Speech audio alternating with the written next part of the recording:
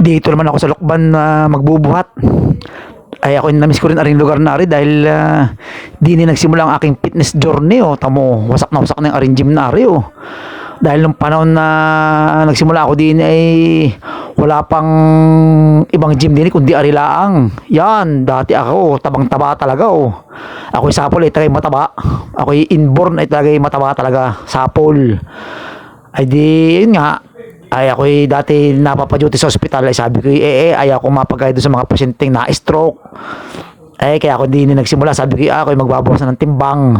Ayun, ari na alala ko ay silang sira ng ayun. Hindi na nag-upgrade yung may-ari na rin. Pero sa panahon yun ay daming gym na dito sa Lokban.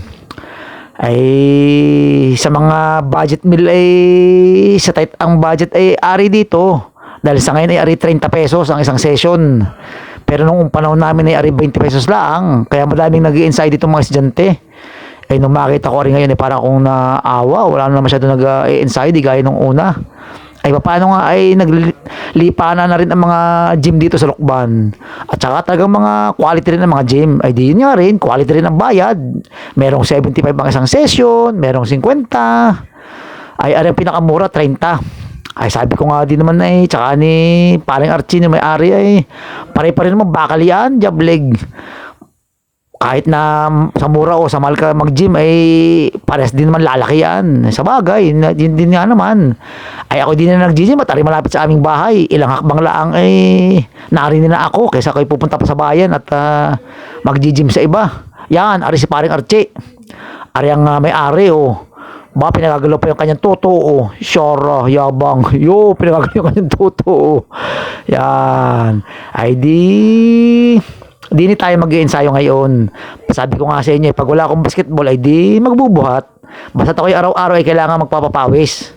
Sabi ko nga sa inyo mahirap na pag nagkasakit. Hindi lang din ari yung puro exercise o exercise. Kailangan balance diet din. Exercise ka nga ng exercise. Kain ka naman ng kain ng mga batok-batok. Inom ka naman ng inom. Sigarilyo ka ng sigarilyo. Sayang, baliwala. Kailangan disiplina sa sarili. Ako dati umabot ng 100 kilos. 230 pounds yata ako noon. Ang aking tiyan para ako nakalanok ng bola. Ang aking tiyan ay size 42. Ngayon naman medyo nasexy na. Maintenance ko na lang ari pag-gym na ari. Hindi ko na kailangan magbuhat ng mabibigat. Kumbaga kailangan matone lang yung ating muscle. At yun nga, sabi nga pag daw habang nagkakaedad kailangan magbaon ka ng muscle pagtanda mo. At yan magagamit mo sa iyong pagtanda. Tara na, magpapawis tayo ba?